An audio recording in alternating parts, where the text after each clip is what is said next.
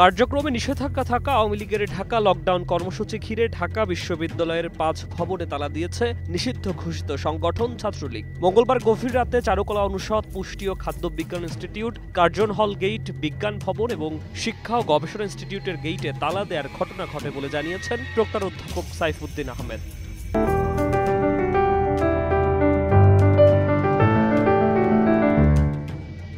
তিনি আরও জানান, সহকারী প্রক্টররা এসব বিষয়ে তদন্ত করে দেখছেন, জড়িতদের কাউকে ছাড় দেয়া হবে না। নিষিদ্ধ ঘোষিত ছাত্রলীগের ঢাকা বিশ্ববিদ্যালয় শাখার সভাপতি মাজহারুল কবির শয়ন ফেসবুকে ৫ ফটকে তালা দেওয়ার ছবি শেয়ার করে লকডাউন সফল করার আহ্বান জানিয়েছেন।